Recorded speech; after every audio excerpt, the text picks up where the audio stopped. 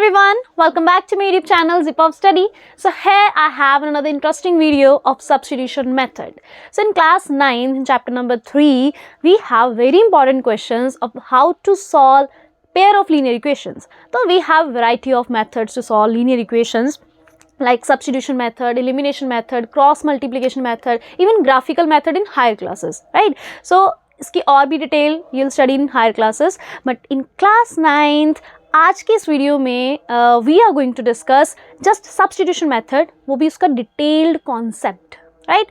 सो आज के इस वीडियो के बाद आपको कभी ज़रूरत नहीं पड़ेगी कि सब्स्टिट्यूशन मेथड होता क्या है, कैसे सॉल्व करने हैं क्वेश्चंस, कैसे इक्वेशंस में एक्स वाई की वैल्यूज़ निकालनी है. So let's start without wasting any further time.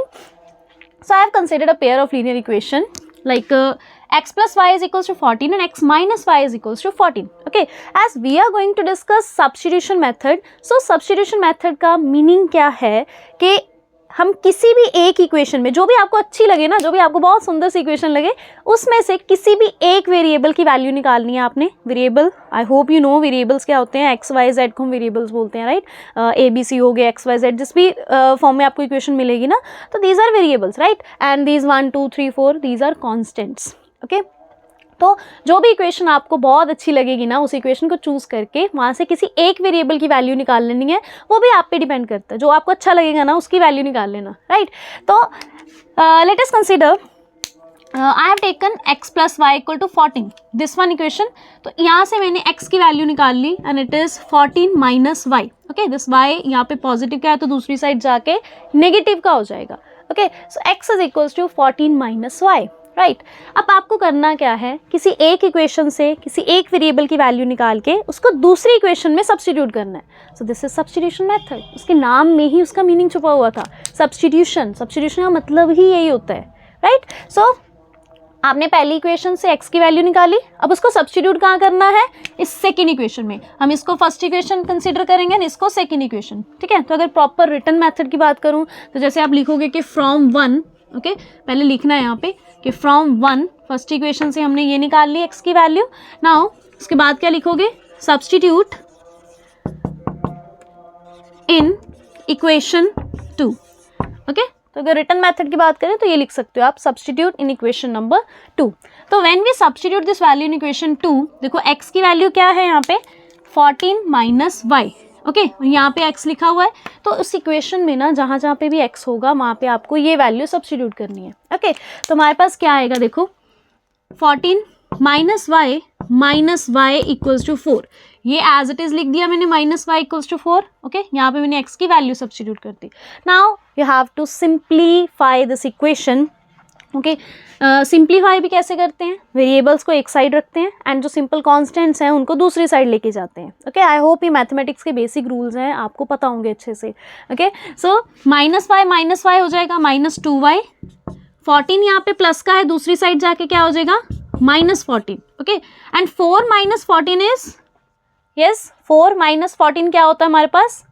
अब बहुत बच्चे ना यहाँ पे गलती करते हैं, ओवर एक्साइटमेंट में वो सिंपली आंसर कर देंगे 10. ओके, वो लिख देंगे 4 minus 14 10, but it is wrong.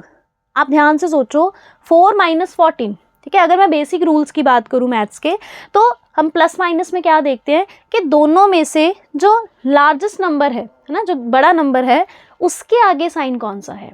Okay, जो साइन उसके आगे होगा ना, तो उस आंसर के आगे भी वही साइन आएगा.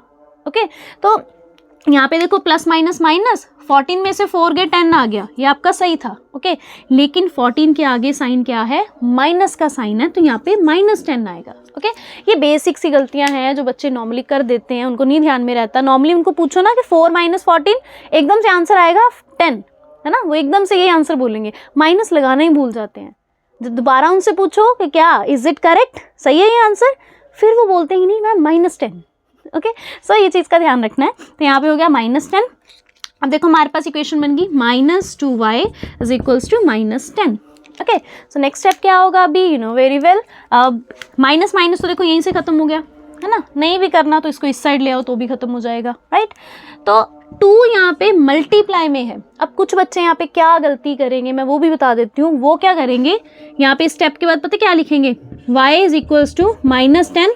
वो सोचेंगे यहाँ पे 2 माइनस में है, उस साइड जाके प्लस हो जाएगा, वो ये सोचेंगे. है ना, मैक्सिमम चांसेस है। आप लोगों में से भी अगर देख रहे हो कोई वीडियो तो उसने भी यही चीज़ सोची होगी, ठीक है, कि यहाँ पे 2 माइनस का उधर जाके प्लस हो जाएगा। और बेटा जी दिस इज़ रॉन्ग, ठीक है, ये ध्यान रखना आपने। माइनस माइनस तो वैसे ही ख़त्म हो गया, यहाँ पे 2 मल्टीप्लाई में है। आप ये बोल सकते हो कि -2 is an multiply, okay, with y, right. तो -2 y के साथ मल्टीप्लाई में है। -2 ऐसे नहीं बोलना कि इधर माइनस में तो उधर जाके प्लस हो जाएगा, ओके। ये मल्टीप्लाई में है तो रूल के अकॉर्डिंग क्या होना चाहिए, मतलब ये स्टेप गलत है, रूल के अकॉर्डिंग क्या होगा, y is equals to 10/2, okay. So solve करोगे y की वैल्यू आपके पास आ जाएगी 5, ओके। सो एक वेरिएबल की वैल्यू आ गई। अब आपकी विषय भाई, दोनों में से जो भी इक्वेशन अच्छी लगती है, सुंदर लगती है आपको, फर्स्ट एंड सेकंड में से substitute this value in that equation and you will get the another variable, okay. तो ये हो जाएगी सॉल्वेशन, ओके। तो ये भी कर लेते हैं। y की वैल्यू 5 है ना, तो मान लो मैंने फर्स्ट इक्वेशन में सब्स्टिट्यूट कर दी, तो x + 5 इज इक्वल्स टू 14। तो यहाँ पे हो जाएगा 5 इधर प्लस का, उधर जाके माइनस का, ओके। उसके बाद x का क्या आंसर आ जाएगा, 9, राइट। 14 - 5 9 हो गया यहाँ पे, क्लियर, ओके। सो ये हमारे पास 5 आ गया, y आ गया 5 एंड x आ गया 9। So this is the solvation method, okay. Substitution method है ये, कि इन इक्वेशन को सॉल्व कैसे करना है, by substitution method, right. So you may take screenshot और नोट डाउन कर सकते हो इसको आप। So now we are going to discuss another example of, मतलब सब्स्टिट्यूशन मेथड की करेंगे पहले हम, ठीक है जी। तो let us take another example. Same method के साथ करना आपने, ठीक है। अब आपको साथ साथ ट्राई करते जाना है इसी मेथड के साथ इन इक्वेशंस को। ओके, सो नेक्स्ट इक्वेशन थोड़ी सी ट्रिकी इक्वेशन लेते हैं। x - y इक्वल्स टू 3, तो ये सेकेंड क्वेश्चन है। x - y is equals to 3, x/3 + y/2 is equals to, मैं आपके एनसीईआरटी के क्वेश्चन उठा रही हूँ सो दैट आपको जब भी आप चैप्टर पढ़ोगे ना तो आपको इजी हो जाएगा सॉल्व करना, है ना। आपको क्योंकि मैथमेटिक्स में क्या होता है ना कि सबसे ज़्यादा आपको क्या प्रेफर करनी चाहिए, एनसीईआरटी, ओके। क्योंकि जब 10th का बोर्ड का एग्ज़ाम आता है ना तो मैक्सिममली जो एग्ज़ाम होता है वो एनसीईआरटी में से होता है, ओके। सो ये इतने सालों का रिकॉर्ड चल रहा है, ठीक है। जितने भी आप PYQs चेक करोगे ना 10th क्लास के, तो एनसीईआरटी प्रेफर करी जाती है। मोर ओवर 9th में ये चीज़ें स्कूल वाले स्टार्ट करवा देते हैं कि 9th में भी उनको एनसीईआरटी पे ज़्यादा फोकस करवाते हैं कि पहले एनसीईआरटी ख़त्म करो, उसका सारा काम करो, उसके सारे क्वेश्चंस को एंड टिप्स पे कर लो अपने बस के, आपको आते हो सारे क्वेश्चन, सारे आंसर, सब कुछ, सारे मेथड्स आपको पता हो अच्छे से। एंड इवन बेसिक मैथमेटिक्स आपका बहुत स्ट्रांग होना चाहिए, प्लस माइनस मल्टीप्लाई डिवाइड, इन सब चीज़ों में गड़बड़ नहीं होनी चाहिए मैथ्स के केस में, राइट। तो यहाँ पे भी हम क्या करेंगे कि पहले बेसिक एनसीईआरटी करके फिर एक्स्ट्रा बुक्स को प्रेफर करेंगे, राइट। RD शर्मा होगी और जितनी भी बुक्स आप प्रेफर करते हो ना तो वो फिर करेंगे, पहले बेसिक एनसीईआरटी आपको आती होनी चाहिए, right. So now solve this pair of equation.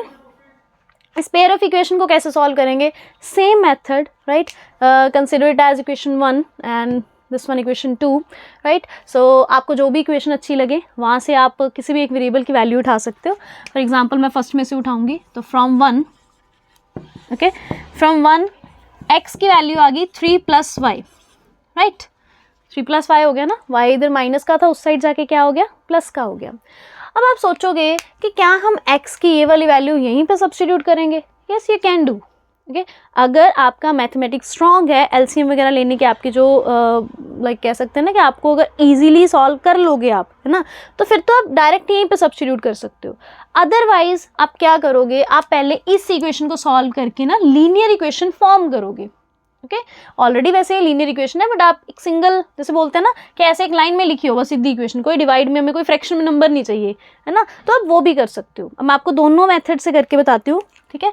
मान लो आप पहले इसको सॉल्व करोगे, है ना, तो देखो कैसे करोगे, 3 और 2 का एलसीएम 6 आ जाएगा, क्लियर। अब यहाँ पे आपको एलसीएम आता होगा लेना, तो यहाँ पे 2x आ जाएगा और यहाँ पे हो जाएगा 3y is equals to 6, right. ये चीज़ होगी।